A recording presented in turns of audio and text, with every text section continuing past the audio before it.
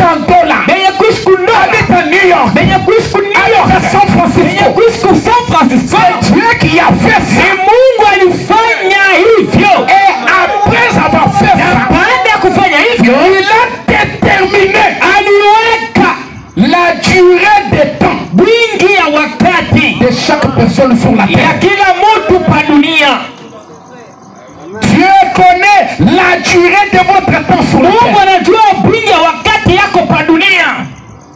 Non seulement la durée des temps, il a même déterminé les bornes de leur demeure.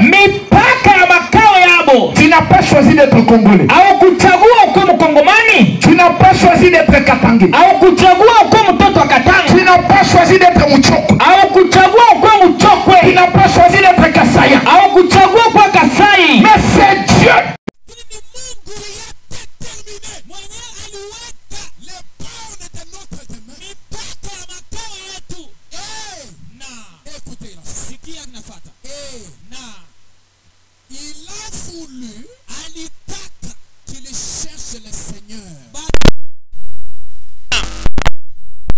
Il a voulu que tous ces hommes-là, de toute langue, de toute tribu, de tout peuple, de toute race, cherche le Seigneur. Peu importe qui vous êtes, la volonté de Dieu, là où il vous a placé, c'est que tu cherches le Seigneur.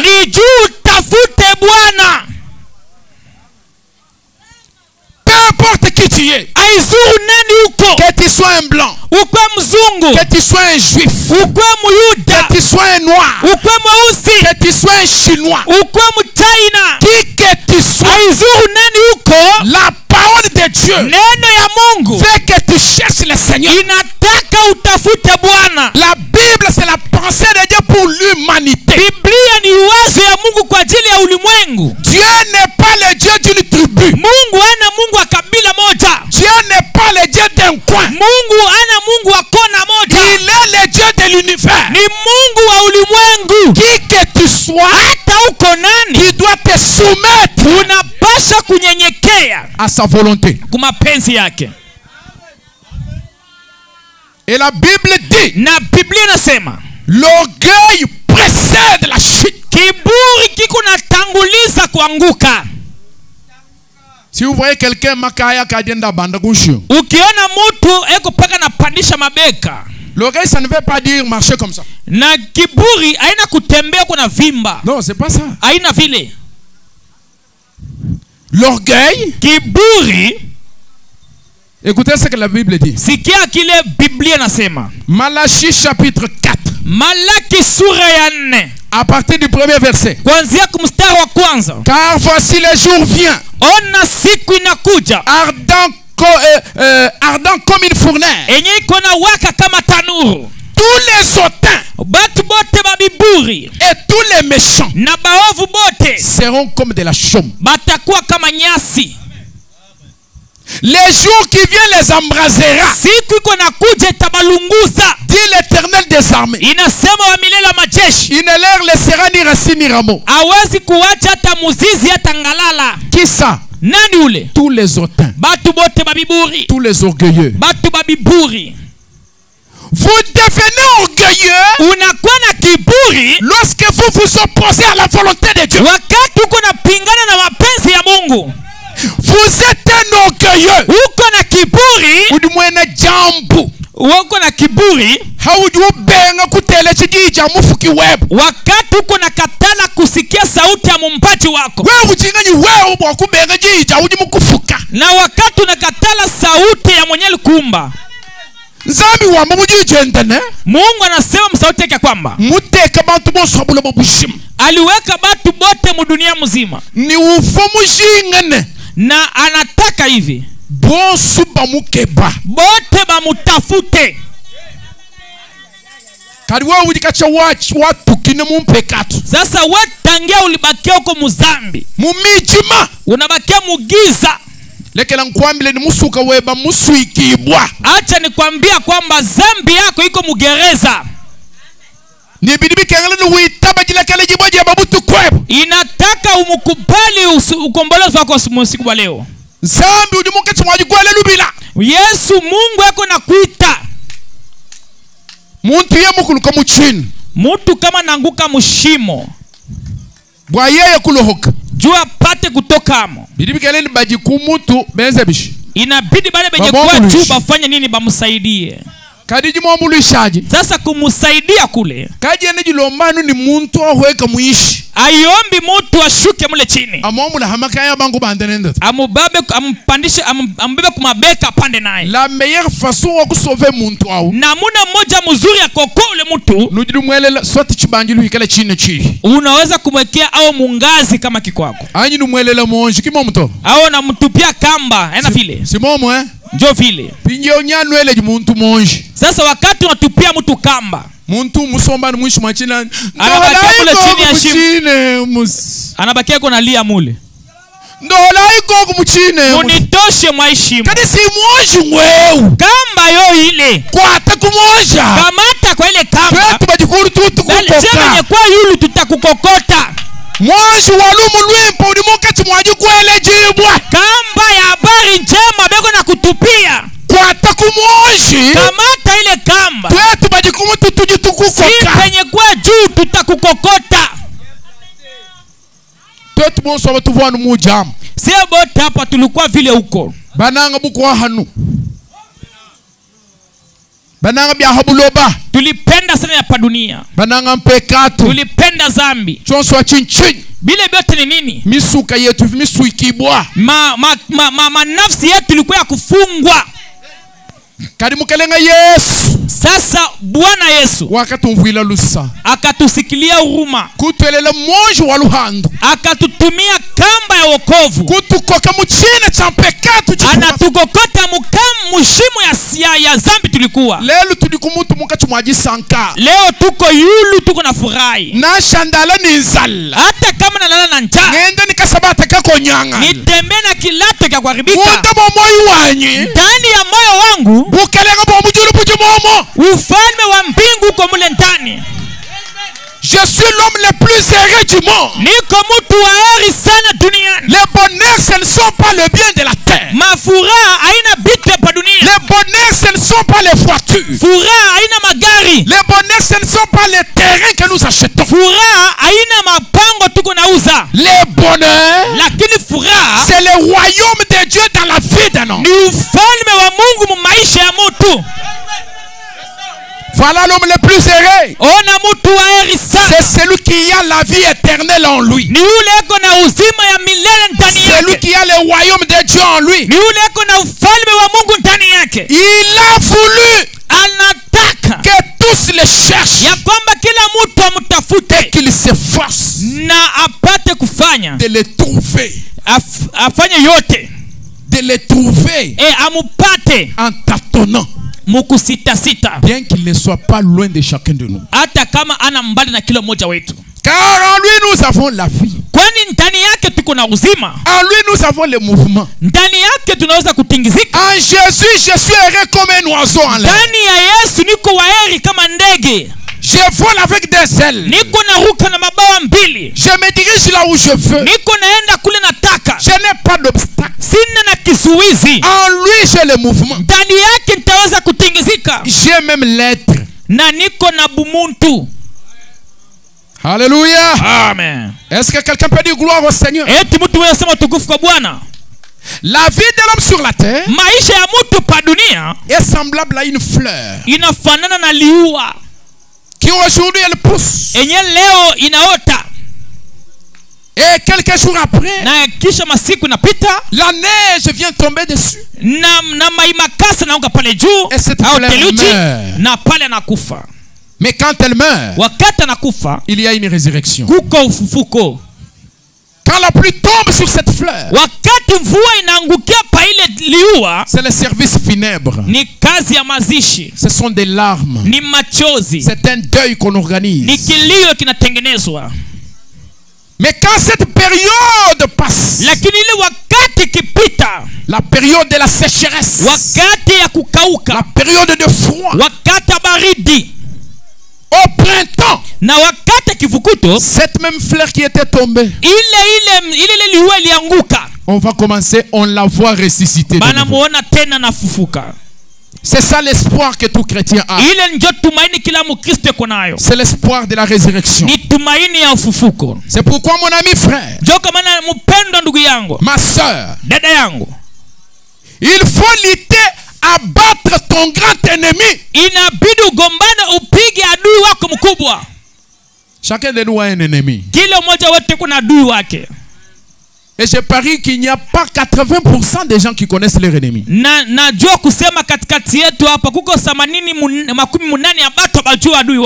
ne connaissez pas votre ennemi, il peut être dans votre poche sans que vous ne le sachiez. Si vous ne connaissez pas votre ennemi, il peut vous ronger de l'intérieur sans que vous ne le sachiez. C'est pourquoi il est important que vous sachiez votre ennemi. Savez-vous qui est votre ennemi? Votre grand ennemi, c'est vous-même. Ton grand ennemi, c'est toi-même. Je veux que tu dises d'abord comme ça. Mon grand ennemi, c'est moi-même. Mon grand ennemi, c'est moi-même. Moi. Mimi. Muntu mume. Mutu kama mimi. Wewe ujingenyi. Wewe uko nani? Batubanga ta muntu wa munene. Bana bebaka mutu munene. Wa upese bikol. Mwenye iko na buzito bwa mingi. Cela s'est passé aux États-Unis. Ile lipitikana kwa Marekani. On a pris cet homme là. Bana beba ule mutu ule. Kumusunguluja bus, kumujisudre. Bana musungulusha. Parce que dans l'homme, il y a le pétrole, il y a le gaz, il y a des minéraux dans chaque homme.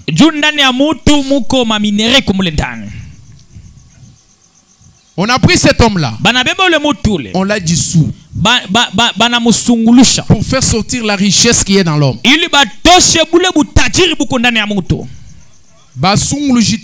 Jusqu'à ce que tout richesse ton soit tout kumbana mukatola tol. Bana mufanya vile jiz paka pale ile mabutajiri yote inaingia paka mukankopo kamoya. Puis on a voulu évaluer la valeur de cette richesse. Na balipenda bajue bei ya ile butajiri. Tout le pétrole qui était dans l'homme. Ma pétrole yote ilikuwa ndani ya mtu. On a dit bon, donnez un peu le prix de cet homme. Bana sema tujue huyu mtu bei yake ni ngapi? Il ne valait même pas $1. Akueneza hata dola moja. En dessous $1. Chini ya dola moja. L'homme est assis sur une marmite en feu. Mutu anaikala juu ya moto. Mais en train de mépriser le créateur. Lakini eko na nazarau mumbaji. L'homme n'a même pas la valeur $1. Mutu bei yake ayeneta dola moja. C'était 84 cents. Ilikuwa ni chini ya dola moja. En dessous $1. Chini ya dola moja. Mais tu es qui? Lakini uko nani? Ton grand ennemi c'est toi-même. Adui wako wewe ni wewe peke yako. Tu dois te battre contre toi-même. Unapasha kujigombanisha wewe peke yako. Tu dois vaincre toi-même. Unapasha kujishinda wewe peke yako. Il faut que ce moi-là puisse mourir. Inabidi ile mimi ile ikufe.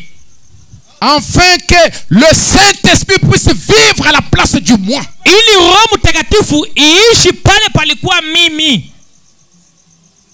Est-ce que nous disons amen? Eti tunasema amina. Mon grand ennemi c'est moi-même. Adui wangu mkubwa ni mimi peke yangu.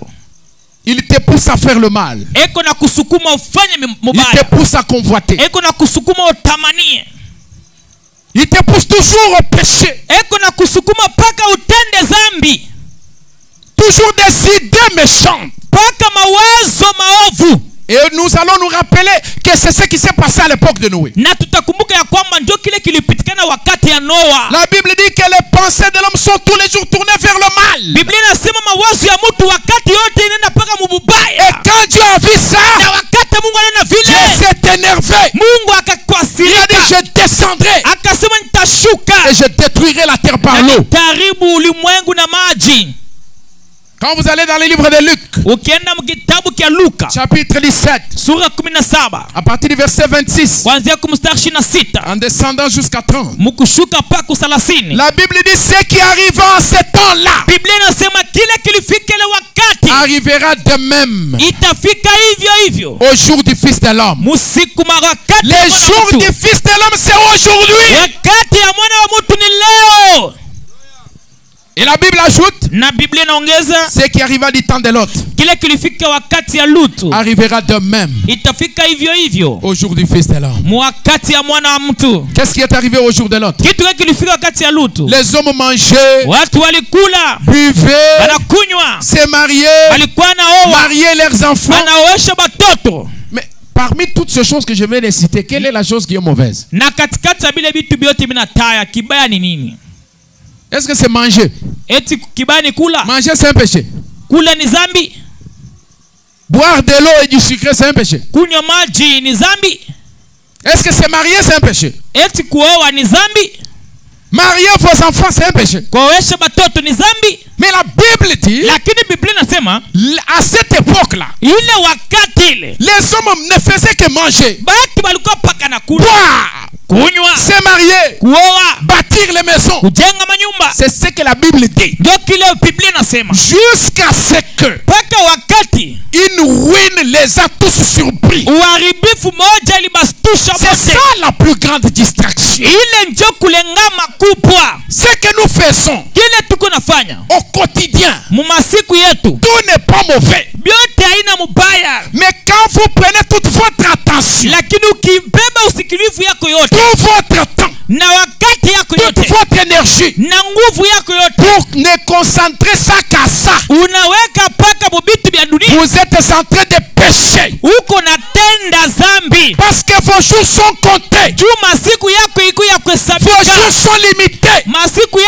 Vos jours sont déterminés. Il faut savoir qu'après cette vie, il n'y a pas de purgatoire. Il n'y a pas de repêchage. Si vous avez échoué à l'examen de Dieu pendant que vous êtes sur la terre, c'est terminé. Pas de repêchage. Pas de deuxième session. Surtout dans l'âge où nous vivons. L'âge où l'enlèvement aura lieu. Qu'on ne vous trompe pas. L'enlèvement est réel. Qu'on ne vous trompe pas. Que l'ivresse ne vous trompe pas. Jésus va venir. Na tunulembelele koko na shoko mikolo. Aseme tutamukamata takumanguo. La seconde venue, kuja kwa pili, l'enlèvement, kunyakuliwa, c'est une disparition. Ni kupotea. Vous n'allez pas voir les cieux changer. Les choses continueront à se passer comme d'habitude. Vous irez à Kasumbalès comme vous avez l'habitude de le faire. En train de partir dans une voiture. Vous voyagerez toujours comme toujours. Vous irez laisser vos enfants à l'école comme toujours. Mais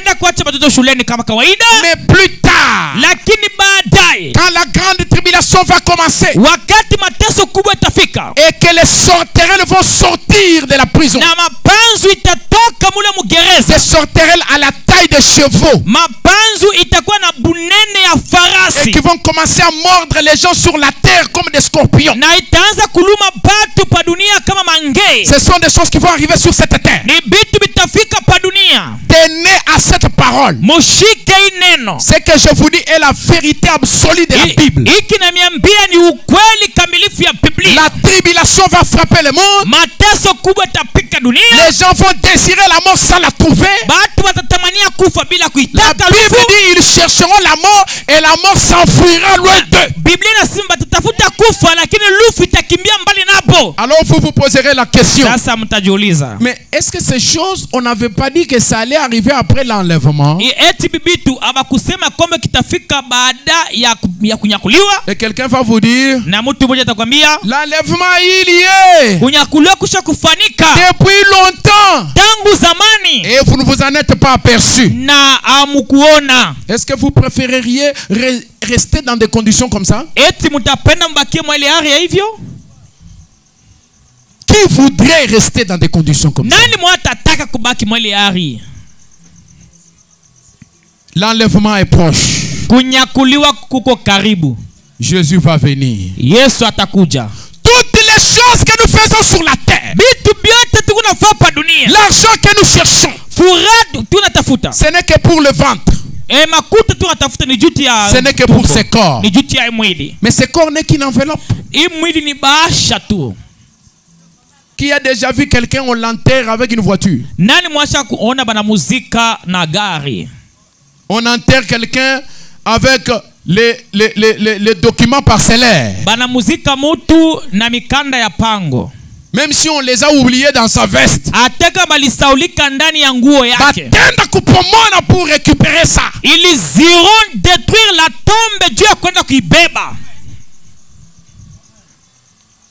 Et ce sont vos frères qui vont commencer à se disputer ces choses. Les gens vont se quereller. Chacun voudra récupérer sa part. Et toutes les choses pour lesquelles vous avez consacré tout votre temps, toute la vie, ces choses, aucune d'elles n'ira avec toi dans la tombe.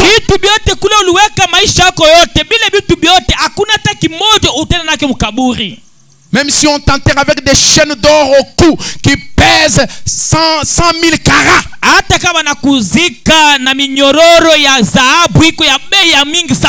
Avec un costume de $10,000. Ça va pourrir. Ce corps va pourrir. Qu'on vienne ouvrir là-bas après 72 heures. On va voir comment tu ris bien. C'est pourquoi quelqu'un a dit qui rit bien rira le dernier.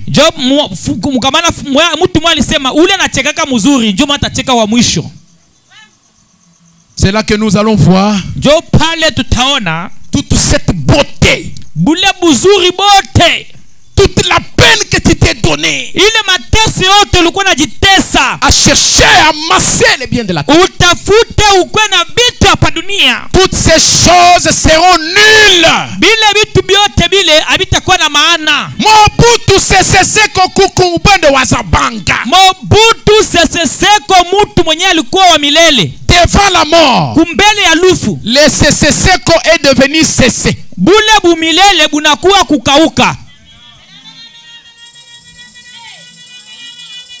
Sa richesse n'a pas pu empêcher sa mort.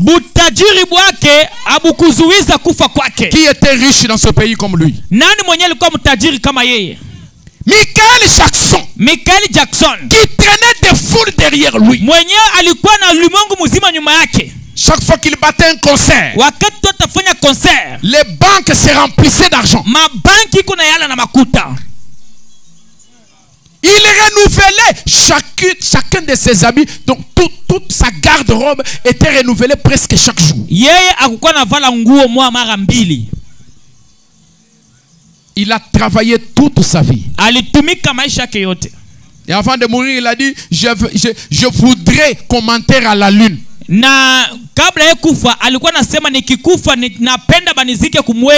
Quelle imposture! Quelle imbécilité!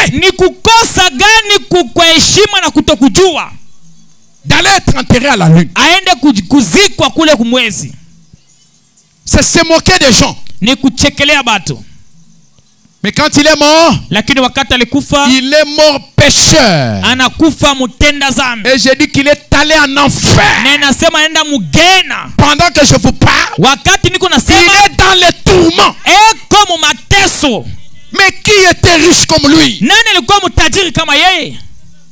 Tous ces biens de la terre ne sont que pour ce corps.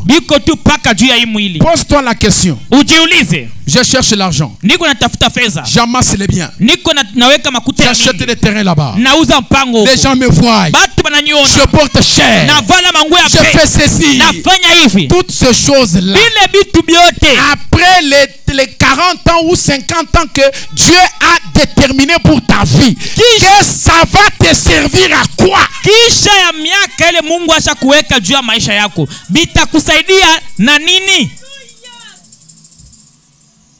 Là, je peux me souvenir du film de Jésus. Il y a quelqu'un quelque part là qui...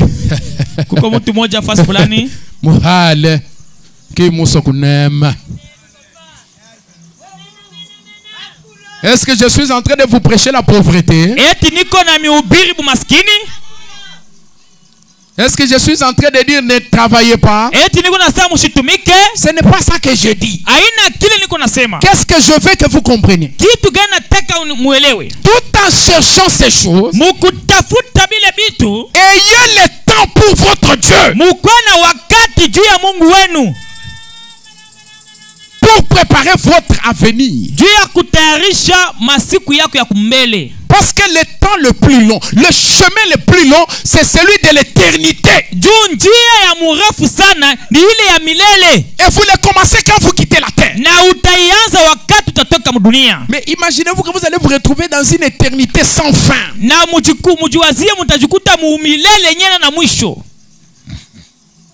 Cette éternité, vous allez le passer où? Donnez votre âme au Seigneur Jésus. C'est ça mon invitation. Ce que je te donne, c'est l'enseignement de la sagesse. Moi qui vous parle, je suis sauvé. Dieu a visité mon âme. Un certain le 28 juillet 2007. Le 28 juillet 2007. Les anges au ciel se sont réjouis. Mon âme a été sauvée. Parce que quand vous êtes sauvé, vous saurez l'heure et la minute. Quelque chose s'est passé en moi. C'est cette chose-là que je vais te transmettre parce que la vie éternelle est transmissible. Cherche-moi, je vais t'aider. Ce n'est pas le fait de secouer la tête.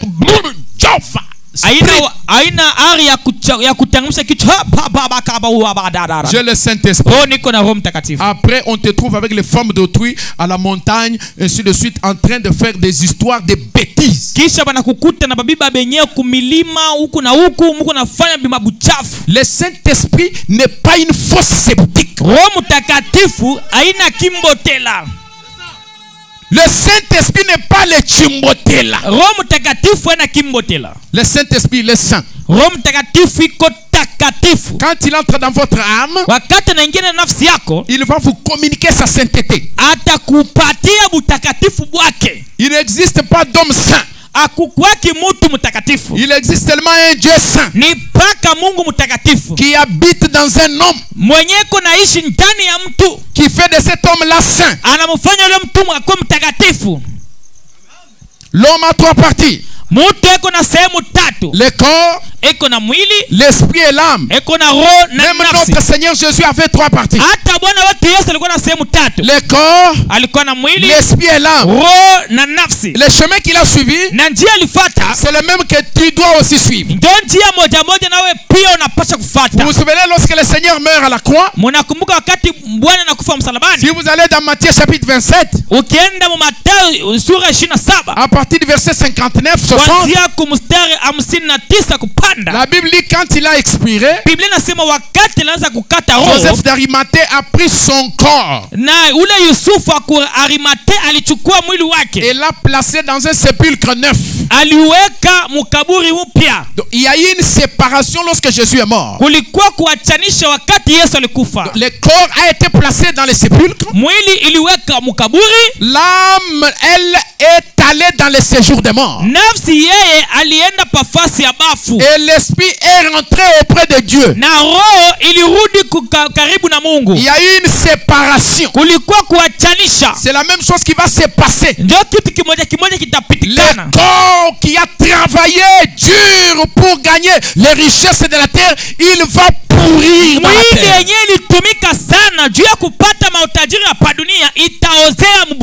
Mais peu importe, même si tu as un gros ventre,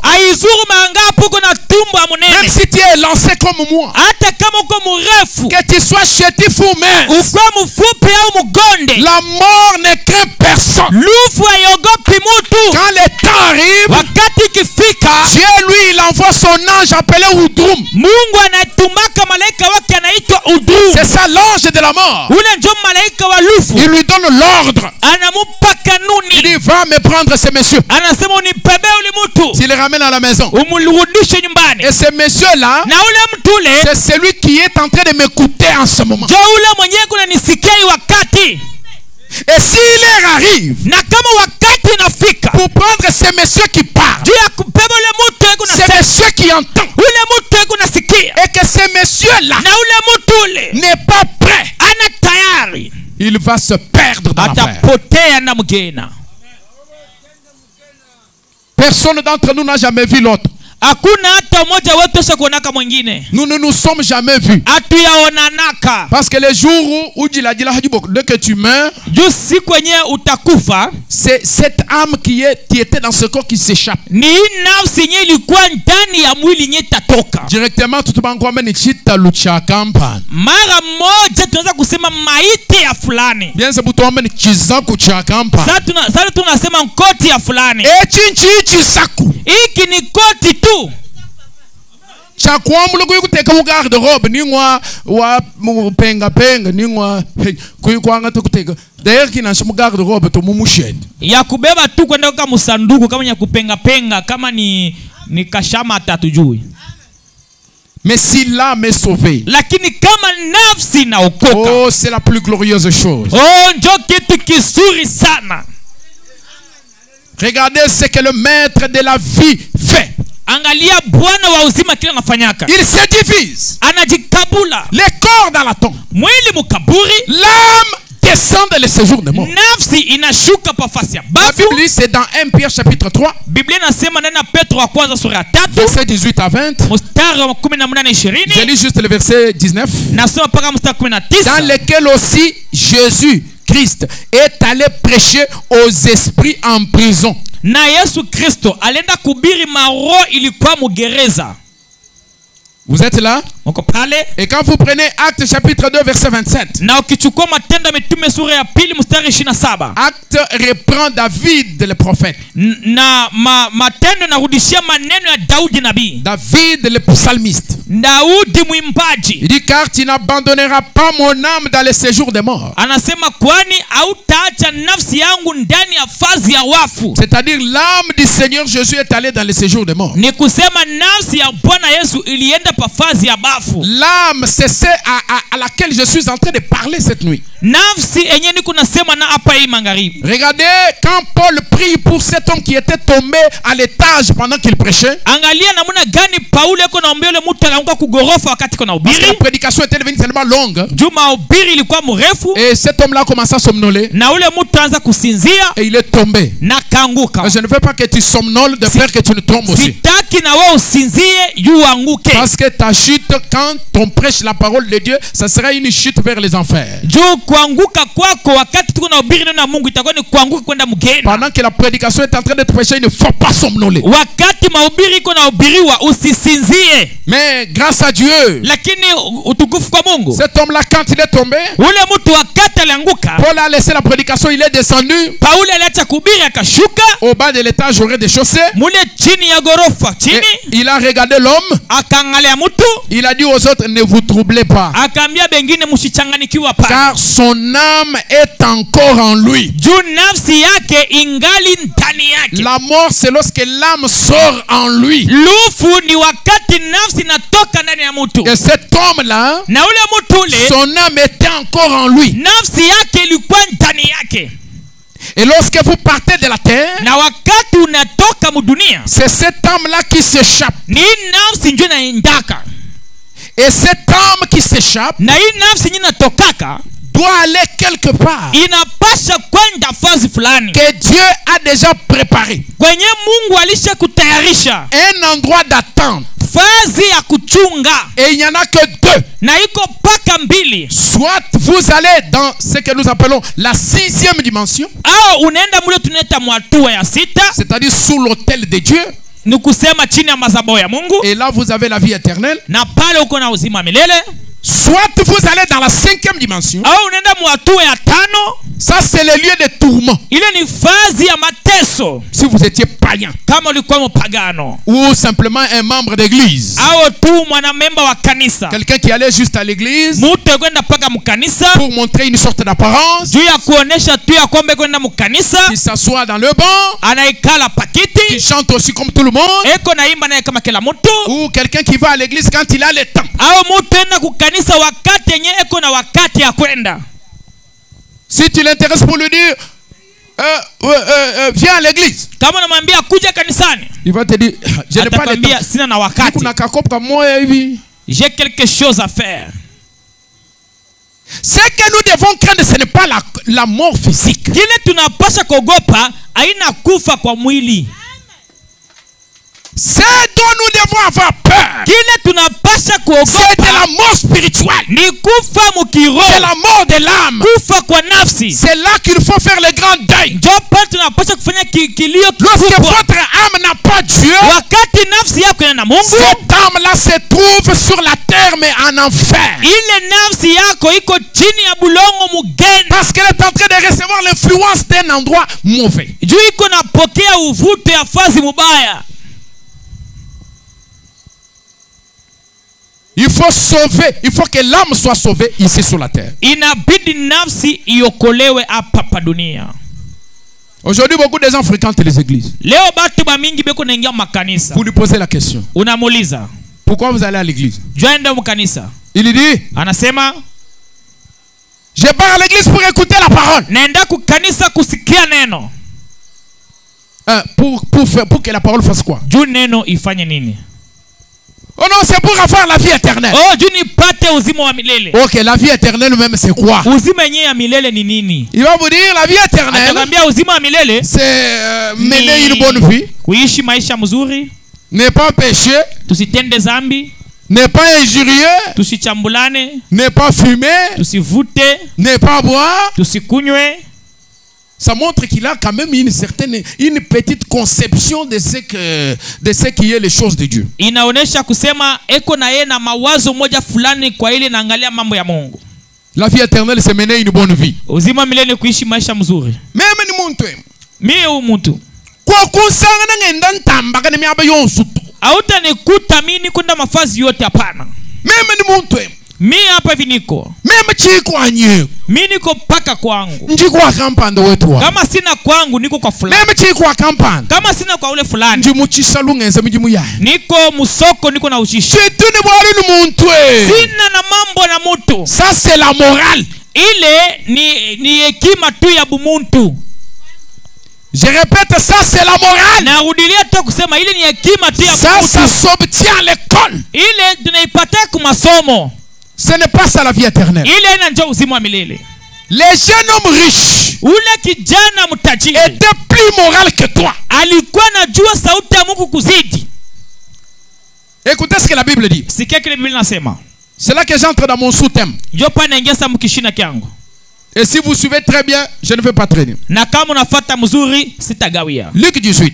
Luka 18. À partir de 18. Kuanzia kumstari wa 18. Un chef interrogea Jésus. Na mkubwa mmoja wa nchi akamuuliza Yesu, bon maître, que dois-je faire pour hériter la vie éternelle? anasema, Bwana mwema, nitafanya nini ili nirisi ufalme wa mbingu? Jésus lui répondit, pourquoi m'appelles-tu bon? Yesu anamwambia, kwa nini unaniita mwema? Il n'y a de bon que Dieu seul. Hakuna mwema kuliko Mungu peke yake. Tu connais les commandements. Unajua maamri. Tu ne commettras point d'adultère. Hautasharatika. Tu ne tueras point. Hautaua. Tu ne déroberas point. Hautaibiana. Tu ne diras point de faux témoignages. Hautadanganyiana. Honore ton père et ta mère. Heshimu baba na mama yako. Ça c'est la morale. Ile ni hekima ya bumutu.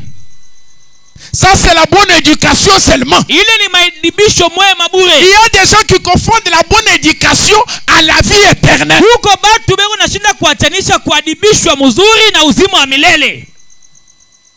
La vie éternelle, quand elle vient, uzima wa milele wakati nakuja, elle peut vous trouver inaweza kukukuta avec des qualités na matabia, mais elle va aussi vous trouver avec des défauts. Atakukuta pia na matabia mubaya. C'est au niveau de ces défauts-là qu'il y a la jauge pour découvrir si réellement vous êtes sauvé ou pas. Ni ile wa matabia mubaya pale ndio tutakuko kipimo ya kujua kama unaokoka wapi. Cet homme ici avait la morale. Huyu mtu alikuwa na maadibisho. Écoutez ce que la Bible dit. Sikia kile Biblia inasema. J'ai dit-il, observé toutes ces choses dès ma jeunesse. Ni mimi nilitumikisha vitu vyote toka butoto bwangu. Jésus ayant entendu cela lui dit, Yesu mkusikia vile anamwambia, il te manque encore une chose. Kuna kukosa kitu kimoja. Cet homme depuis sa jeunesse, huyu mtu toka butoto bwake, il est allé à l'école de dimanche. Alienda kwa masomo ya batoto kanisa. Il n'a pas commis adultère. Akufanya busharati. Il n'a pas dérobé. Akuibiana. Il n'a pas tué. Akuwa. Il n'a pas fait de faux témoignages. Akudanganyana. Il a honoré son père et sa mère. Aliheshimu baba na mama yake. Et il était devenu riche. Na akakuwa mtajiri. Il avait beaucoup de biens de la terre. Alikuwa na vitu vya mingi hapa dunia. Il était un homme bien éduqué. Na alikuwa mtu mwenye kuadibishwa mzuri. Malgré cela, lakini japokuwa ile, il n'avait pas la vie éternelle. Hakukuwa na uzima ya milele. Il ne péchait pas. Hakukuwa na tenda zambi. Mais il n'avait pas quand même la vie éternelle. Lakini hakukuwa ijapokuwa vile na uzima ya milele. Alors Jésus lui dit, na Yesu anamwambia, il te manque encore une chose. Kuna kukosea kitu kimoja. Vends tout ce que tu as. Uzisha vyote uko navyo. Distribue-le aux pauvres. Upatie maskini. Et tu auras un trésor dans les cieux. Na utapata hazina mbinguni. Puis viens et suis-moi. Kisha kuja na unifuate. Il fallait une séparation. Ilibidi kukua kuachanisha. Il fallait un déchirement. Ilibidi kukua kupasuka. Quand Dieu a appelé Abraham, wakati Mungu alita il lui a exigé une séparation. Alimshurutisha kuachana. Il lui a dit, sépare-toi de ta famille. Anasema achana na familia yako. Sépare-toi de ton père. Achana na baba yako. Sépare-toi de ton cousin. Achana na mpwa yako. Puis viens suis-moi. Baadaye kuja unifuate. Il faut une séparation. Inabidi kukua kuachana. Avant de suivre le chemin de la vie éternelle. Kabla ya kufuata njia ya uzima wa milele. Dieu exige une séparation. Mungu anashurutisha kuachanisha. Avec l'incrédulité. Na kutokuamini. Amen. Amen. Puis viens et suis-moi. Baada yake ukuje unifuate. Lorsqu'il entendit ces paroles, il devint tout triste. Wakati alisikia maneno akahuzunika. Car il était très riche. Kwani alikuwa mtajiri kabisa. Jésus voyant qu'il était devenu tout triste dit, Yesu kuona kama anahuzunika akamwambia, qu'il est difficile à ceux qui ont des richesses d'entrer dans le royaume de Dieu. Na iko nguvu sana kubali benye kwa na butajiri kuingia mfalme. Car il est plus facile à un chameau de passer par les trous d'une aiguille. Kwani vile iko nguvu ya punda ipite kutundwa shindano. Quand un riche d'entrer dans le royaume de Dieu. Njo vile biko nguvu mtajiri aingie mfalme wa mbingu. Ceux qui l'écoutaient dire, bale msikiana. Et qui peut être sauvé? Sema nani mwataweza kuokoka? Jésus répondit, ce qui est impossible aux hommes est possible à Dieu. Yesu akamjibu, kila kiwezekana kwa binadamu kwa Mungu inawezekana. Le jeune homme riche a raté son occasion. Ule mtu mtajiri alishinda kupata bahati yake. Il fallait qu'il profite de son occasion. Ilibidi afaidikie ile bahati yake. Et il y a une occasion qui est devant toi cette nuit même. Kuko bahati yenye kwa mbele yako ibusiku. Il n'y a pas de hasard devant Dieu. Hakuna kia kushtuka mbele ya Mungu. Si tu es ici ce soir, kama uko hapa mbele ya Mungu, c'est avec un objectif de la part de l'Éternel. Uko hapa na kifukuzio kia ngambo ya milele. Si tu entends ma voix, kama unasikia sauti yangu, Dieu a quelque chose qu'il veut faire dans ta vie. Mungu yako na kitu anapenda afanye maisha yako. Il veut que tu le suives. Anataka umfuate. Il veut que tu laisses la distraction. Anataka uache kulengama. Dieu veut que tu prennes conscience. Mungu anapenda upate kuweka dhamiri fasi moja. De là où tu vas aller. Ya kule utaenda. De ta destinée éternelle. Ya makao yako ya milele. Dans Luc chapitre 12. Ndani ya Luka sura 12. Il y a encore une autre parabole. Kuko tena fumbo ingine. Au verset 16. Kumustari 16. Il leur dit cette parabole. Akabapatia hii fumbo. Les terres d'un homme riche avaient beaucoup rapporté. Na ule bulongo ya ule mtu mtajiri ilitosha mimea mingi. Il y avait un homme riche qui avait beaucoup de terres, qui avait beaucoup de plantations et ainsi de suite. Kulikuwa mtu mtajiri mmoja alikuwa na mashamba ya mingi. Ici aujourd'hui nous pouvons parler des affaires, de commerce, de ceci et de cela. Un homme riche qui avait beaucoup de terres, et dans ces terres-là, il y a eu beaucoup de semences, les choses se sont multipliées.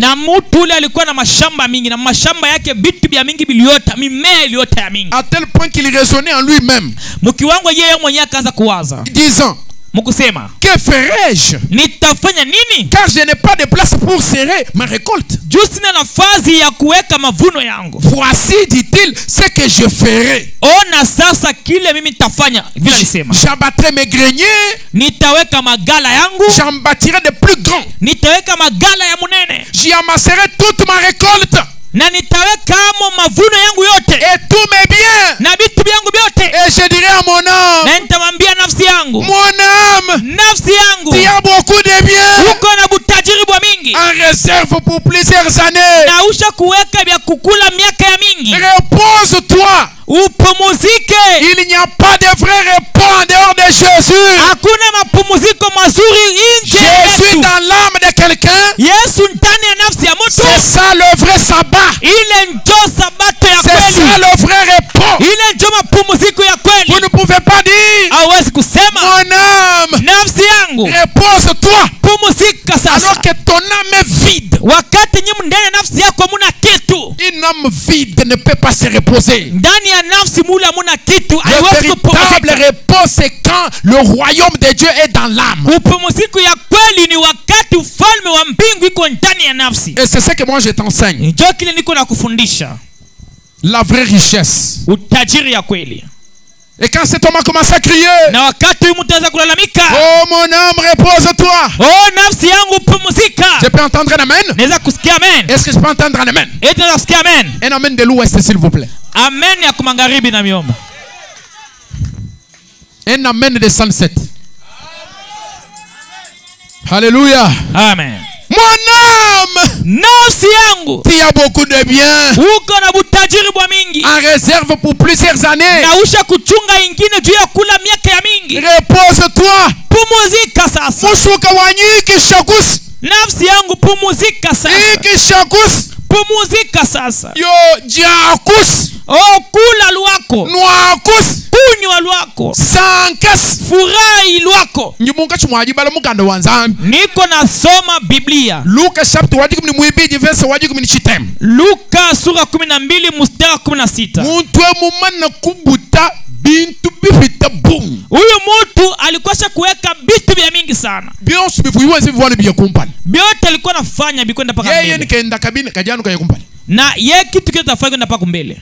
Yeye ni wende shop ujano yo kumpani. Akikuwa na shop kwenda paka mbele. Walenge chichi ya kumpani. Akikamata hiki kinaenda kumbele. Ulokuya peut-être uyuka kebini kabwang muko abuju kwa mbele ni kebajibo uteka hamakuta. Na anaenda kutafuta na kadawa, mwingine tukamwambia tafuta jiwe weke pe makuta. Nzambi ulimuku benesha ukene nju kumbana ja kula mama kutauto. Mungu mwenyewe alikubariki, ana uwezo wa kuchunga ile franga. Misangu ya buni jabolo. Mara ya mingi shetani utu ingile ni muntu alohola mutu kubantu. Eko na chunga tu wakati mtu atatosha kichwa kiki kionekana. Wanye alo remarkable. Juu aanze kuonekana. Ki muntu wana nkujija bululuile mpinyo bokubangu mushushote. Jo ule mtu mwenye shetani asemaka naye kumasikio. Ayu mwana we mulekele mabanja. Anasema ukiacha butajiri. Nunguchiana na mbwalu bwebe. Ukiacha paka hivi kazi yako. Uruke boku jibu uteka huo. Tafuta kujiwe wiki ya unafaa paka vile. Heba nungu mungana mtu. Unaacha paka vile.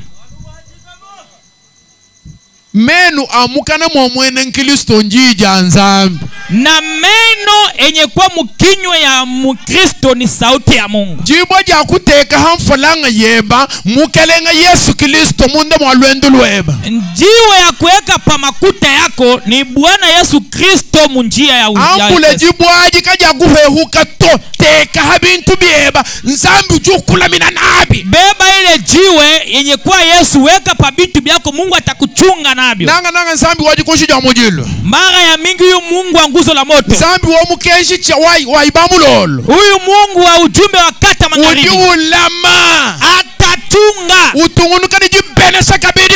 Anakurudisha mabaraka ingine. Nzambi wetu jubene ubenesha. Mungu wetu anabarikaka. Et il y a des témoignages. Na kuko maushuda. Ubenesha ulama kabidi. Anabariki na anachunga tena. Jingu propose bwanga mutamba manga. Niko na kupatia dawa inapita madawa. Zambi mutamba mashimbo. Na Mungu anapita madawa bufumu. Zambi mutamba masenda. Mungu anapita madawa yote ya bufumu. Zambi utujinenda. Mungu mwenye tuko naye. Katwene tuokule chana na to. Atusemi bure hapana. Tujinenda. Tuko naye. Walu tulituva sekuse yenda munda mwetu. Juu tuko nasikia mutingiziko yake ndani yetu. Hajipepi netu tujitumumfwa. Wakati eko nasi tuko nasikia. Hallelujah. Amen. Wewe bujuku mana kumumfwa. Nawe pia unaweza kumusikia. Ufu unyunga munda mwamusuka weba. Unasikia vile unatingizika ndani ya nafsi yako. Bubashi bujinzambi ufile ujubulama. Butajiri bole Mungu anakulepatia eko na buchunga. Mulami mwimpa. Ye njo mchungaji mwema. Si Yesu Kristo. Ni Yesu Kristo. Mulombo mwimpa wa mioyo yetu. Mwenyewe eko na fariji manafsi yetu. Si Yesu Kristo. Ni Yesu Kristo. Muntu mubanjuri wa mbere ye. Mutu mutajiri akasema wo. Aha ngiki shikusi. Hapa ni pumuziki yako na mimi. Jaku. Kula lwako. Nwakusi. Kunywa lwako. Sankasi. Furahi lwako. Eske tuli mwakombulila kubwalo bwa. Iki shasi. Pumuzika. Nwakusi.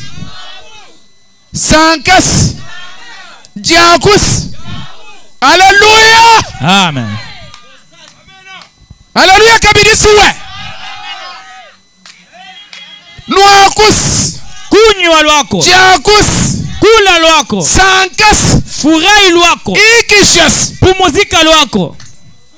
Kadi mujabulu kamwene jikishato. Lakini ndani ya shetani hamuna mapumuziko hapana. Verse wa 12 wamba. Na mstari wa 12 nasema. Kadi nsambi wakamwambile ne. Na Mungu akamwambia hivi. Muntu muhota. Mutu mupumbafu. Insensé. Mutu mupumbafu. Cette nuit même. Iyi busiku hii. Ton âme te sera demandée. Nafsi yako batayondoa. Et ce que tu as préparé. Na kilo litayarisha. Pour qui cela sera-t-il? Bitakuwa juu ya nani? Il en est ainsi de celui qui amasse des trésors pour lui-même. Jo vile kwa ule mtu mwenyewe kuneka mabutajiri juu yake mwenyewe. Et qui n'est pas riche pour Dieu. Na ana mutajiri juu ya Mungu. La vraie richesse. Butajiri bwa kweli. Qu'est-ce que la vraie richesse? Butajiri bwa kweli ni nini? La vraie richesse. Butajiri bwa kweli. Écoutez ce que notre prophète dit au sujet de la vraie richesse. Sikia kile nabii wetu anasema butajiri bwa kweli nasema nini? Notre Dieu est un Dieu de variété, mes amis. Mungu wetu ni Mungu wa mambo ya mingi marafiki yangu. Dans son message intitulé l'unité d'un seul Dieu dans une seule église. Ndani ya ujumbe wake inaitwa muungano wa Mungu moja na mkanisa moja. Paragraphe 142. Obeti ya 142. C'est une prédication qu'il a prêchée le soir du 21 décembre 1958. Ni mahubiri ilihubiriwa mu mwaka wa 58. Et c'est vrai, mes amis. Na ni kweli rafiki zangu. On ne mesure pas la richesse en dollars. Atuhesabiaki butajiri na mudola. On ne mesure pas la richesse par des grands noms. Atuhesabiaki butajiri mu majina kubwa. Et par la popularité. Na kavumu. Jimanyika. Kujulikana. La richesse, butajiri, c'est lorsque le royaume de Dieu entre dans le cœur humain. Ni wakati ufalme wa Mungu inaingia ndani ya moyo wa binadamu. Et qu'il change ses émotions. Na anabadilisha machangamuko yake. Qu'il fait de lui une nouvelle créature en Jésus-Christ. Anamfanya na kwa kiumbe kipya ndani ya Yesu Kristo. Yesu Kristo mwenda buloba hamulanda. Yesu Kristo atembea pa dunia mwenye mateso. Kadi kuli muntu mubanji muita Yesu wanyi. Eti kuko mtu mutajiri kumuzidi Yesu. Bulama bujume mwenda. Dunia muzima yote ni yake. Nyenda. Zahabu ni yake. Jamaji ni bantu benda bafileji njenda. Alimasi nye batu benda kufia ni yake. Koltai nye benda bashibela bana betu kuji M23. Nyenda. Koltai nye batu benda kufia na ba M23 ni yake. Kobalti ni mumuno kukolwezi. Nyenda. Kobalti ya kolwezi ni yake. Kakwene mubanji muhita Yesu to. Hakuna mutajiri kumuzidi Yesu. Kadi Yesu Kristo mwende ni muzabiku muhele viwende yosoje. Na Yesu alitembea na nguo moja maisha yake yote. Muzabika uimutelu. Na ile kanzu yake haikuwa mshono. eko na komea kanzu na komea pamoja naye. Quel miracle! Ni miujiza gani? Hadi Yesu ufwa wakati Yesu anakufa bakwele mulukita banamweka mkaburi uvo mulala uvo mwele mulukita kaini bilamba aliwekwa mkaburi bila mavazi. Bwalo siku muchu muchambagana badeshire bilamba bya jukule kumsalaba alipasula manguo yake kadijinda jadibika ja kubafu. Sasa wakati yenyewe alifufuka kubafu Yesu Kristo kaubike ni biko abila. Yesu anafufuka na manguo ingine. Bifuma kwe balunda ba. Manguo ile natoka wapi bandugu yangu? Mema njini mufuki wabila mabude mwamoiwa. Mimi niko na mumpaja mavazi ndani yangu. Fukiamu kela wa mabaji wosu habuloba Yesu Kristo mwamoiwa. Mwenye kwa na butajiri wote hapa dunia ni Yesu Kristo mwenye kwa moyo wangu. Mema njinge nsababanji. Mimi nitapata butajiri. Ndohole jii babanji ba mwene shibwa. Natosha sauti batajiri banaonekana. Anubwalu mwenyaji ya bubanji nanga bantu tamba kuifilatu. Jo ma ushuhuda ya butajiri batu ba mingi bapenda kuipeleka. Bakulo kumbwelela kujibabandi. Beko na ogopa basike kumwingilia kwa jambazi. Kadino yenu sinujuba manyi. Asa moya bashi mnajua. Mwanyi kimo. Njo vile awa ina vile. Zambi juu benesha. Mungu eko na bariki. Zambi juu filam falanga. Mungu eleta feza. Zambi juu fila mabanji. Mungu eleta butajiri. Kadi bintu abi kabi angacha attention wetu yosu to. Lakini bila bitu bishibebe akili yetu yote. Apprends-moi à compter mes jours. Unifundishe ni hesabu masiku yangu. La vie d'un homme est semblable au soleil qui s'élève le matin. Maisha ya mtu inafanana na jua linaloamka asubuhi. À 8h il commence à aller à l'école. Saa 2 anaanza kwenda shuleni. À 14h il atteint 56 ans. Na saa 8 anafikisha miaka 56. À 17h il devient vieux. Musa 11 anazeeka. À 18h le soleil se couche, l'homme meurt. Saa 12 jua inaanguka mtu anakufa. Mais au matin du jour suivant, lakini asubuhi ya siku inafuata, il y a de l'espérance. Uko tena tumaini. La résurrection. Ufufuko. Et cette résurrection na ile ufufuko est seulement pour les morts en Christ. Iko tu dia pale banakufa ceux qui ont accompli les desseins de Dieu sur la terre. Bale balitimiza mipango ya Mungu pa dunia. Les desseins de Dieu pour le soleil, mipango ya Mungu juu ya jua, c'est de donner la vie sur la terre. Ni kuleta uzima pa dunia. C'est de permettre le métabolisme. Ni kuruhusu vitu bikome. Les desseins des fils de Dieu sur la terre, na kazi ya mtoto wa Mungu pa dunia, c'est de donner aussi la vie. Ni kupeleka pia uzima. Permettre les changements. Kuruhusu mabadiliko. Moi je fais ma part. Mimi nafanya toi, kazi tu dois faire ta part. Na wewe unapaswa kufanya kazi yako. Moi je prêche. Mimi nahubiri. Toi tu dois croire. Wewe unapaswa kuamini. Toi tu dois vivre. Unapaswa kuishi. Voilà les desseins de Dieu pour toi. Ona mipango ya Mungu kwa ajili yako. Tu dois recevoir la vie éternelle. Unapaswa kupokea uzima wa milele. Si tu crois cette nuit, kama unaamini usiku ya leo, la vie éternelle est pour toi. Uzima wa milele ni yako. Si tu as la foi, kama uko na imani, je peux te la transmettre. Naweza kukuambukiza nayo. Parce que la vie éternelle uzima wa milele a été remise entre les mains des hommes. Baliweka mikono ya batu. Ce sont eux qui peuvent la transmettre. Ni batu ndio watapatia wengine uzima wa milele. J'ai cette autorité. Niko na mamlaka. Cette autorisation. Ile ruhusa de transmettre la vie éternelle. Ya kuambukiza uzima wa milele. Et si tu as confiance en moi, kama unanitumainia, la vie éternelle, uzima wa milele, c'est le baptême du Saint-Esprit. Ni ubatizo wa Roho Mtakatifu. C'est le même Saint-Esprit. Ni Roho Mtakatifu qui était en Jésus. Yenyewe ilikuwa ndani ya Yesu. Le même Saint-Esprit. Roho Mtakatifu moja. Qui guérissait les malades. Yenyewe ilikuwa inaponya qui ressuscitait les cadavres. Ilikuwa inafufula bafu. Qui guérissait les pécheurs. Ilikuwa inaponya batasa. Ce même Saint-Esprit. Ile Roho Mtakatifu moja. Est retourné dans l'église. Ilirudi mkanisa. Et maintenant en nous. Na iko hapa ndani yetu. Cette même vie là. Ile ile uzima moja. C'est ce Saint-Esprit là. Ni ile Roho Mtakatifu. Qui va te ressusciter. Yenyewe itakufufula. Au matin de la résurrection. Asubuhi ya ufufuko. Si tu n'as pas le Saint-Esprit, kama una Roho Mtakatifu, tu es un homme perdu. Uko mtu akupotea. Si tu n'as pas le Saint-Esprit, kama una Roho Mtakatifu, tu es un homme sans boussole. Uko mtu bila kiongozi. Si tu n'as pas le Saint-Esprit, kama una Roho Mtakatifu, tu es un homme sans repère. Uko mtu bila kiongozi. Wewe ni nyuma mwimpato. Kama una Roho Mtakatifu, na shaji batanji guhita. Hata bata inakupita. Kuini nyuma mwimpa mundo mamoi web. Kama una na Roho Mtakatifu moyoni mwako, ujufa mufofo chuli. Uko na kufa vile kiula kinakufaka. Chikabeni chupita anjila mashini ajata puri. Kinapita munjia gari na gonga pif kinakufa. Matuko swaka no nouveau koko ma accident nzekani. Ima siku yote musikima ajali kunafanika. Chena nu jingila accident to. Mimi sitaki mufanya ajali. Ningini patani mo accident. Niko nafukuza pepo ya ajali. Kadi tangila ajibe dibe tuta muntu kwa accident. Lakini angalia wakati banagonga mtu mu ajali. Tangila mujichimu nyinye chichulu. Angalia vile kinyama kinafanyaka. Chintu chana. Ni kintu kia bure tu. Chinyinyi. Kinyama nyama tu. Vous voyez? Munaona? Mwakuleshe ni juu ya kuonesha vita yosi tuluangana nayo butuku jinda mumu wushuka mukachinkachi mwa butuku bwakuye kwenza mujimu. Hii vita tunagombanisha usiku na mchana. Huko unalamuka usiku jago unafanya kazi. Vita yosi anabu achilu mianechi. Hii vita yote ni jutu ya hii mwili. Hii ngoma bijibijila kwesta anabu achintwe. Ile masileo nalia kule kumashariki. Ma parti politique ajiba kreye anabu achilu mianechi. Yote beko nafanya ni juu ya hiki kimwili. Kusibe yanga na kujibelelanga na poaso anabu achintwe. Kuwana tu na kuwekena sumu juu ya hii mwili. Mako kyanga nyini bipende byoso anabu achintanyechi. Ibile bete matusi na bingine juu ya hii mwili. Kadi chintwechi. Lakini kikitu hadi musuka uvo munda ulopoka. Nafsi wakati kundeni natoka. Valero wachi ngwayinga. Bei yayo ni yangapi? Mwishi mwandola umwe. Chini ya dola moja.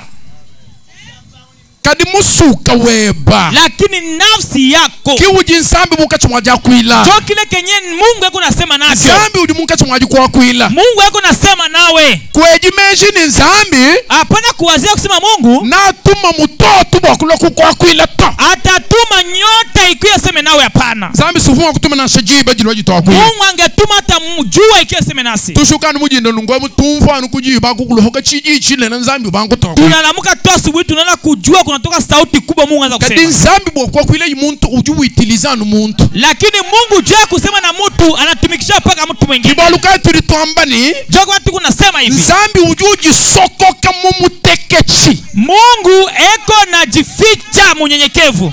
Nsambi ujuji sokoka. Mungu eko na jificha. Ujibulula. Anajifunua. Ujuji wekesha.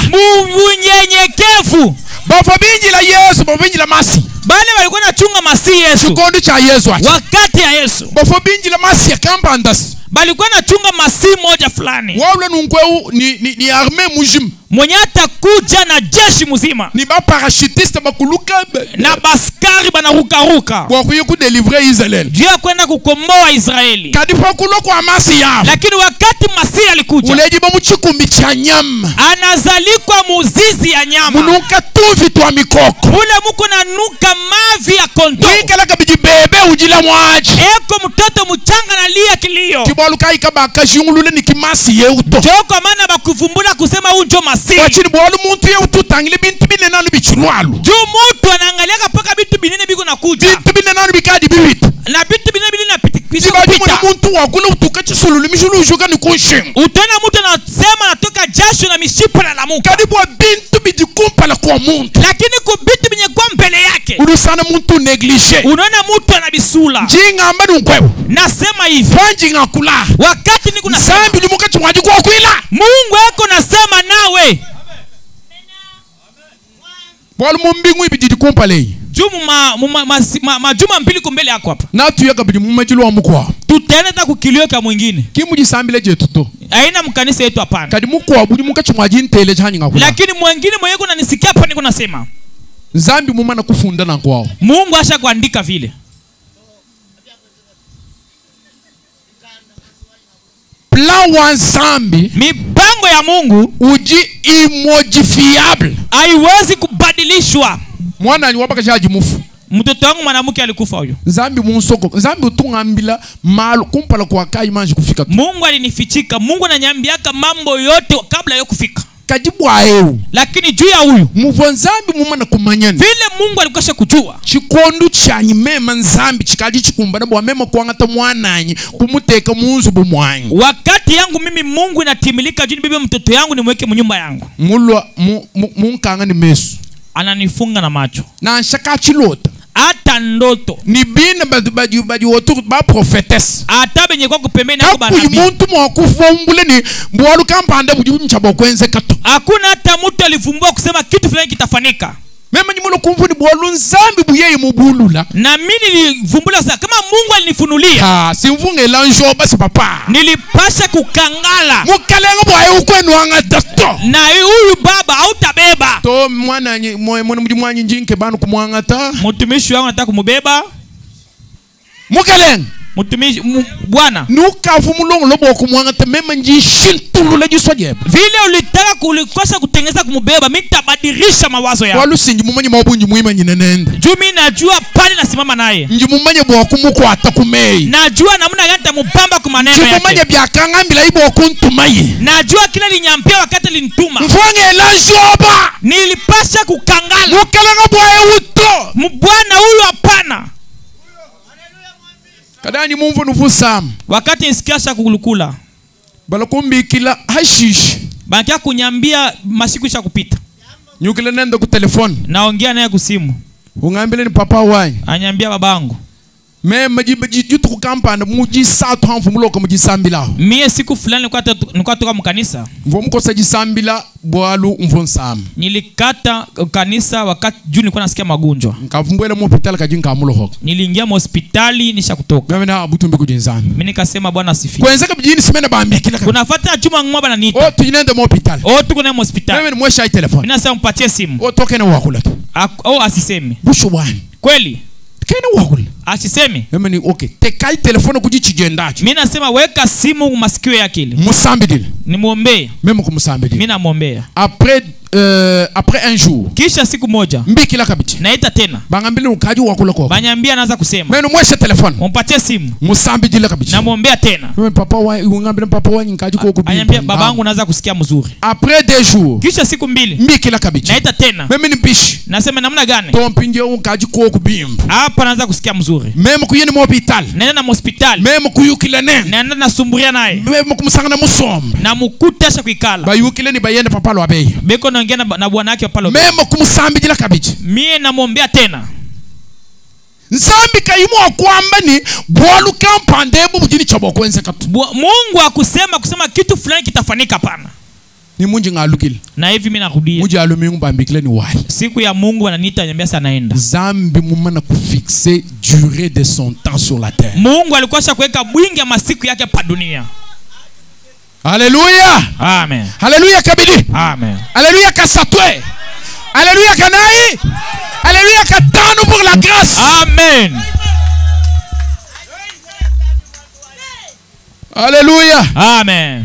Misangu ya boy. Mara ya mingi Zambi uvo ngambileni. Mungu ananyambiaka hivi. Walu kujikabidi mko wa buto akashika anu wa muji kujimuheleje. Jukuko mwingine tena alifanikaka paka hivi. Zambi kuweka. Mungu akashuka. Uvo usama jisama chena mokotele tu. Uvo usama jisama jipi. Alikuwa analukula magonjwa mubaya. Zambi kungambileni. Mungu ananyambia hivi. Uju musambi jili. Utamuombea.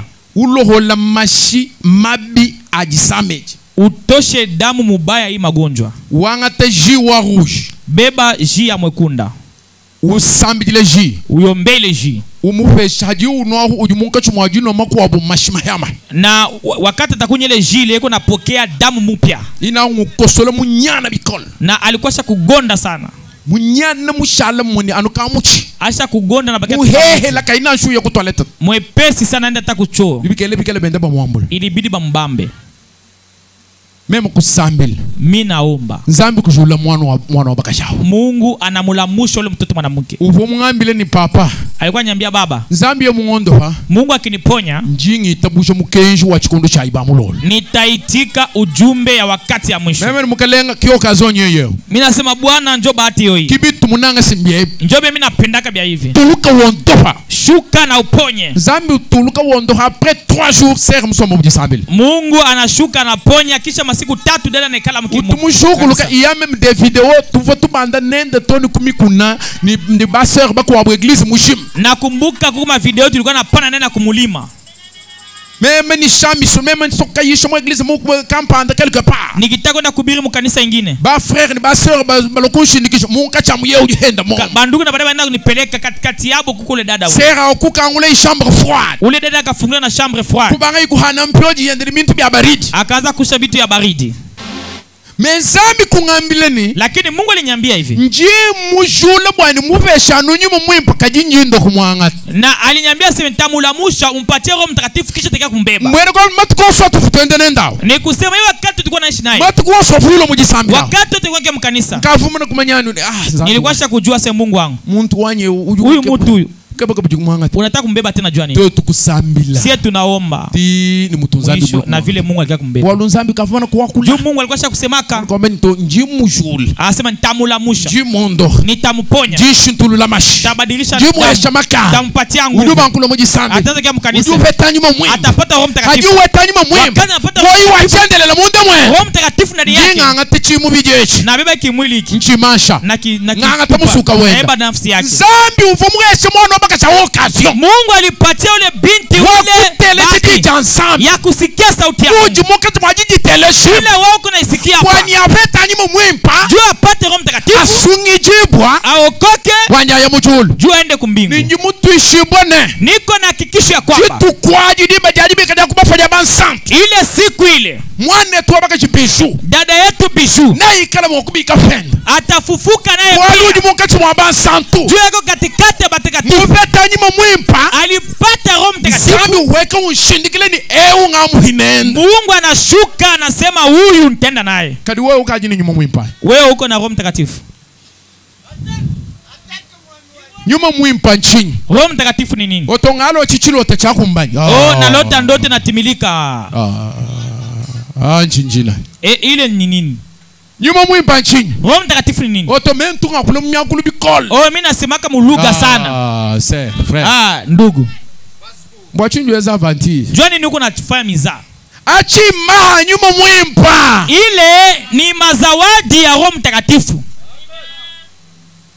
Wewe muyi muchisalo mukasumba jingai. Ukienda kule kuguza ngazi musoko. Mulo naji kuheba muji. Unakuya na kwa kuna kula. Jijilonde uye kasumba kabijiji ngai. Kesho tena unaenda kuuza kingine. Ulo uji. Unakuya unakula. Wewe kama unajua mucha kuheba. Ni kusema huko na ile muti kwako. Chidinzambi ukeba. Kile Mungu anatafuta. Kinchani ukaluka sumba mangeya to. Haina tuanze kwenda kuuza ile mange kule. Zambi mufiji wa mangeya yikale munda mweba. Anapenda mwenye aliumba ile mambegu akwe ndani yako. Waji usomba munda mweba. Jua kata ataishi ndani yako. Wewe mwine ujutushibone. Wewe mwenyewe utapata hakikisha kwa. Viwanyu wa changer. Maisha yangu inabadilika. Amba ya haleluya msangu isa. Sema haleluya mara 3. Keba moyo wa chendele tangile buju kuliseko ba mwambile ni keba moyo ukani nyuma mwimpa. Angalia mwenyewe pembeni yako mwambie uko na Roho Mtakatifu. Ushapata Roho Mtakatifu. Ukaji ni moyo wa chendele. Ushapata roho ya milele. Pinje Mungu jumwileka mwambile ni keba moyo wa chendele. Geuka tena mwambie tafuta uzima wa milele. Kana wajibile le to mwambile bimpa. Musifanye meza. Mwambie ukweli, mwambie mzuri, tafuta Roho Mtakatifu, tafuta uzima wa milele. Tafuta uzima wa milele. Bolu mfalanga yonsu juke bei. Jui makuta to ngatafuta hii. Bidibi shala hambel wenu ikalukaji muya wendu kenga yeba. Itabakia wewe unaanza kuna teseka wewe moya kule. Kama imushindo wako changer kabidito. Hakutakuwa namuna wako kubadilisha tena.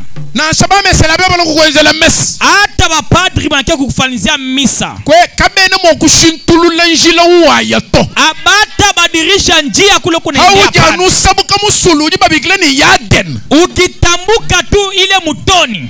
Kwa jiki. Kuna malizika. Njila ujuya. Kule njia ukunaenda. Uju dependre ni mushindu uji muji longolo na haufa abuloba. Iko nafatana na muna nyoli jitayarisha pa dunia. Jisungule mutu jeza abuloba. Na uchaguzi mutu eko naifa pa dunia. Katanka kesika dinzambi mukubesha. Hii wakati kidogo Mungu anakupatia. Ni ukaji mu 14h web.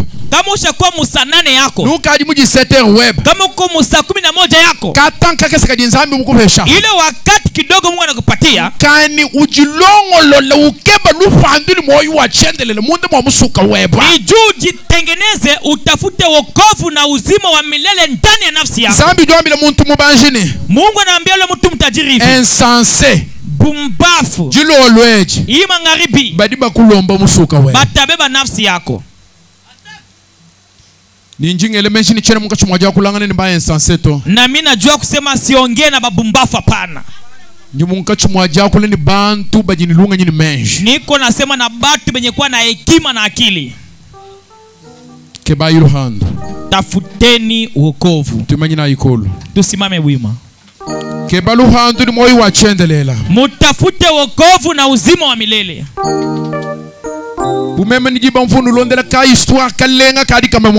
Ningekuwa na wakati ningemiadisia hadisi mzuri hapa. Bana banzambi ujini moyo. Batoto ya Mungu alio hai. Mutafute wokovu na uzima wa milele. Yesu Kristo juamba. Yesu Kristo yeko nasema. Mutafute kia kwanza ufalme wa mbingu. Ni bwaka na bwamu. Na waki wake. Bintu bikuwa bubyonswe. Bintu bingine byote hibi. Byonsu bitu litwende tufuila. Byote tuko na kufia hibi. Meme njumu menyi nuji nabi jijingu. Mimi najua kwamba muko nabyo lazima. Nanu hesha biobi bu matabishi. Atamipatia kama nyongezo. Toutes ces autres choses, bile bitu byote bile, je vous les donnerai par-dessus. Nitamipatia kama nyongezo. Mais ce que nous devons chercher, lakini kile tunataka kutafuta, c'est la vie éternelle. Ni uzima wa milele. Mungu atachika sungumbula minere. Anabeba kibao anaanza kutosha minere. Musomba kuvola ngende shilanga na machine. Aiko na bululiana motoga. Musomba habutika bwanyi mpana bintu. Eko na kala pa kiosk na ujisha bitu. Chibi mumana kutuishibwa ni mumoyu wanyemu kujichintu kampanda chili chuboela momo. Lakini eko na hakikisha kwamba ndani ya nafsi yangu muko kitu fulani kinaingia amo. Kinku imwanji kubeta chocho chintu achi. Na kama aya pata kile kitu. Kinku imwanji kubeta chocho chintu achi. Chibi wenda wabanda waweka mijiluju kakunshingu fatigue. Donc wenda uji fatigué. Unapanda unapanda shuka mishipa na lamuka una na choka. Kuini jitu ishibo jambu handu moyo wachi. Hauna na hakikisho ya wokovu na uzima wa milele. Njingele lubila kujimuntu yonsu lumuka chumaji nteleji. Niko naita mtu wote kunanisikia. Yesu Kristo ujineba jijinga. Yesu Kristo eko na lazima nawe. Jésus a besoin de toi. Yesu eko na lazima nawe. Il veut sauver ton âme. Anataka kuokoa nafsi yako. Moi je connais les secrets. Mimi najua siri pour obtenir la vie éternelle. Juu ya kupata uzima wa milele. Tu n'as qu'à me chercher. Unapaswa tu kunitafuta. Ou si tu m'entends. Au kama unanisikia. Et que ton cœur a été touché. Na moyo wako iliguswa. Tu peux t'avancer de là où tu es et venir ici. Unaweza kuchofa pale huko na kuja hapa. Jésus Christ a besoin de toi. Yesu Kristo ana lazima nawe. S'il y a quelqu'un dont l'âme a été touchée par cette prédication et qui veut donner sa vie à Jésus, apprendre l'enseignement de comment être sage et être riche de la bonne façon, qu'il avance. Il avance devant ici. Si vous avez été touché par cette prédication, même si vous étiez en train de dormir, que Dieu te bénisse mon frère.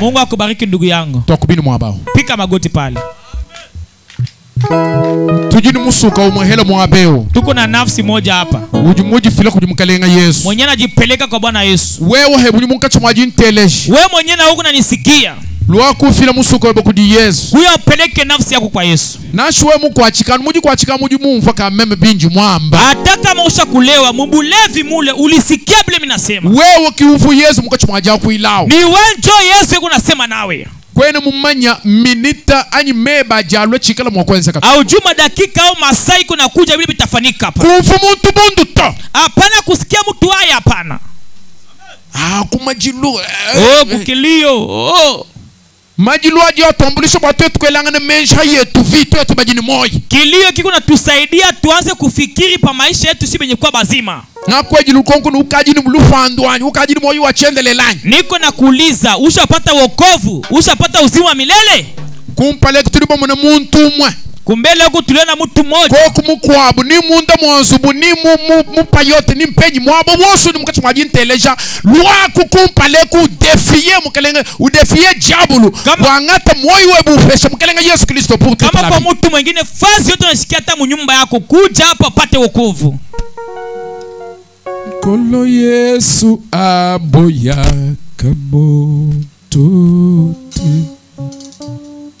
atayozali mabe ndenge nyonso. Donnez le micro à la sœur. Oya epai na ye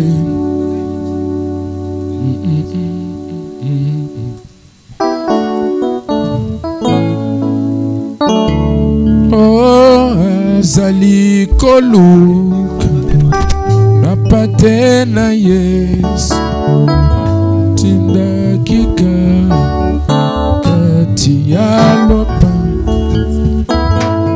zonga epai na Yesu haleluya kozonga kati ya lopa kozonga epai na Yesu haleluya kota kati ya lopa haleluya kozonga epai na Yesu haleluya kota kati ya lopa. Jésus dit, Yesu anasema, si tu entends ma voix, ukisikia sauti yangu, n'endurcis pas ton cœur. Hapana kukaza moyo wako. Ne dis pas que je suis choriste. Hapana kusema mimi niko mwimbaji. Je suis prédicateur. Niko mhubiri. Je suis responsable de maman à l'église. Ao mimi njo niko mama, niko naangalia kundi ya mama mkanisa. Ce n'est pas ça qui est la garantie du royaume de Dieu. Ile haikonesha kwamba kwa ufalme wa Mungu. Cela ne te donne pas cette garantie là. Ile haikupatie ile hakikisho. Tu peux prêcher comme je prêche. Unaweza kuhubiri mimi nahubiri. Tu peux opérer des miracles. Unaweza kufanya miujiza.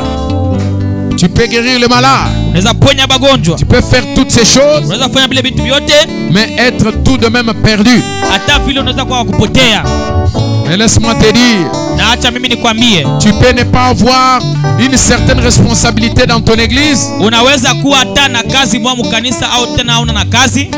Mais si tu as la vie éternelle dans ton âme, lakini kama uko na uzima milele mnafsi yako, tu vis dans le véritable bonheur. Uko naishi mfuraha ya kweli. Et quand l'enlèvement aura lieu, na wakati kunyakuliwa kutafanika, tu iras au ciel. Utenda mbinguni. Jésus-Christ ne viendra pas prendre des gens qui ne sont pas semblables à lui. Yesu hawezi kuja kuchukua batu benye bamfanane. Quand un aimant attire, il attire ne fût-ce que les métaux. Wakati ema iko na kokota inakokotaka paka biuma.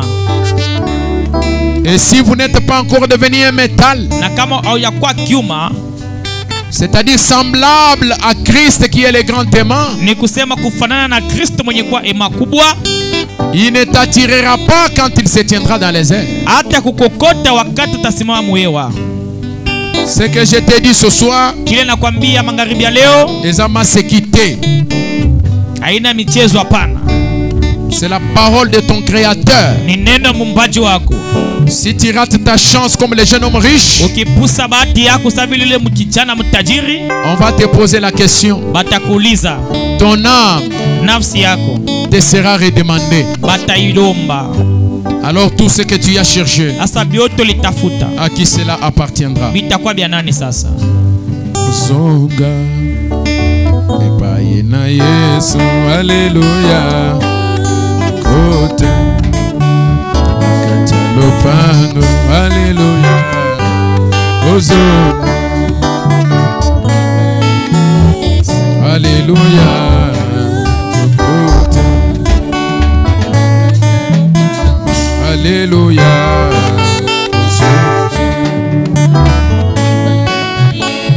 Que le reste se mette à prier. Bengine baanze bajiweke maombi. Que les autres entrent en prière. Bengine baanze bangie maombi. Pendant que Dieu est en train de traiter avec les âmes, wakati Mungu anatumika na manafsi, vous devez apprendre à vous incliner et à prier pour ces âmes-là. Unapaswa kujua kuinamisha bichwa na kuombea ile manafsi. Parce qu'il faut savoir juu inabidi kujua que dans l'entretemps que le Seigneur est en train de travailler, mai wakati Bwana anatumika, le diable aussi est en train de travailler aussi. Shetani pia iko natumika. En train de dire aux gens, iko naambia batu, n'y allez pas. Musiende. Et de leur donner différentes idées qui viennent du diable. Vous devez apprendre à prier pendant qu'on fait l'appel à l'autel.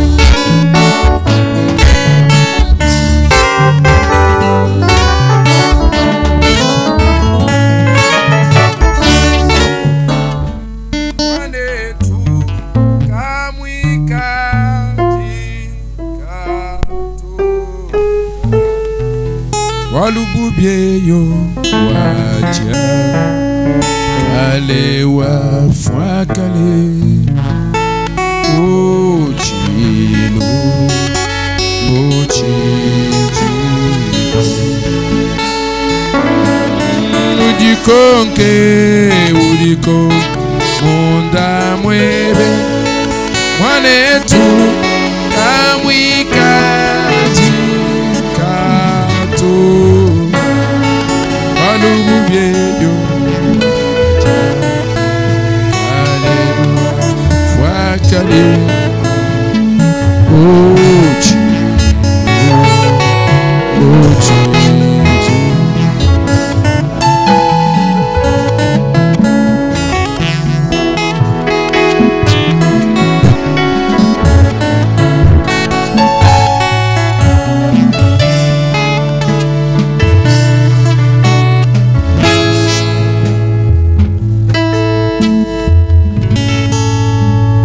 Seigneur Jésus, Dieu Tout-Puissant, Dieu bien-aimé, Dieu d'amour, Dieu de bonté, nous te disons merci.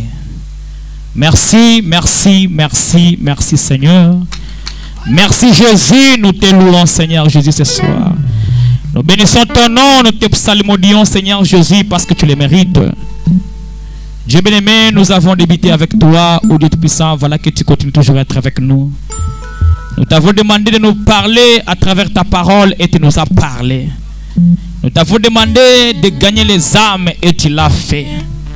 Seigneur Jésus, nous savons que nous qui sommes ici, nous avons été bénis. Même ceux qui nous écoutent par les sons, partout ils sont. Oh Dieu bien-aimé, je sais qu'ils sont aussi touchés et qu'ils sont bénis. Seigneur bien-aimé Jésus, nous te disons grandement merci. Nous ne savons pas comment te remercier. Nous ne savons pas qu'est-ce que nous pouvons te donner pour ce que tu as fait pour nous aujourd'hui. Tu as fait de cet instant une réunion au Dieu Tout-Puissant de réveil, une campagne d'évangélisation. Seigneur Dieu bien-aimé, je sais, même les gens qui sont tout autour de nous, ils sont convaincus de cette parole. Même ceux qui nous écoutent de loin, ils sont convaincus de cette parole, Seigneur. Même ceux qui nous suivent par YouTube, Facebook, en direct, ils sont convaincus par cette parole. Seigneur Dieu Tout-Puissant, cette parole n'est pas sortie en vain. C'est pourquoi Dieu bien-aimé Jésus, nous voulons que cette parole, mon Dieu, mon roi, qui a été entendue, puisse tomber sur une bonne terre, afin que cela puisse germer et produire tes enfants, Seigneur Jésus. Tendre Maître divin, Seigneur Jésus-Christ, je suis en train d'abandonner chaque oreille qui a écouté cette parole, qu'il ne soit pas seulement les auditeurs oubliés, mais qu'ils puissent vivre cette parole et qu'ils puissent méditer de cette parole chaque jour de leur vie, Seigneur Jésus. Je confie l'âme que tu nous as donnée cet endroit, Seigneur, aujourd'hui en ces lieux, parce que tu le savais, c'était quelque chose qui était programmé déjà dans ton programme, dans ton agenda. Il a été dit que telle date, à telle heure, telle personne donnerait sa vie à toi. Seigneur Dieu Tout-Puissant, laisse que cette âme, oh Dieu Tout-Puissant Jésus, quelle que soit la condition à laquelle elle se retrouve maintenant, je suis en train, Père de gloire, de le sécuriser par le magnétisme du Saint-Esprit, que la colonne de feu conduise sa vie, dès maintenant même qu'il change de direction et qu'il commence à te suivre, Seigneur, qu'il soit l'un des nôtres jusqu'à l'éternité. Tendre Maître divin Jésus, nous laissons les instants qui sont devant nous entre saintes mains. Pendant que tu nous as bénis, pendant que tu nous as assistés, nous voulons maintenant te louer, nous voulons chanter pour toi, nous voulons plairer notre Seigneur, comme tu nous as dit que pour nous les plaire c'est l'adoration. Tendre Maître divin Jésus-Christ, j'abandonne tout entre saintes mains. Bénis notre pasteur qui nous a apporté la parole, sois vraiment avec lui tout puissant, bénis-les richement, remplis-les, assiste-les davantage. Je le confie entre saintes mains, mon Dieu, mon roi. Sois avec nous dans les services restants. Au nom de Jésus-Christ, je prie avec foi. Amen. Que Dieu vous bénisse richement. Nous sommes arrivés au moment de louer le Seigneur. Les cantiques spéciaux.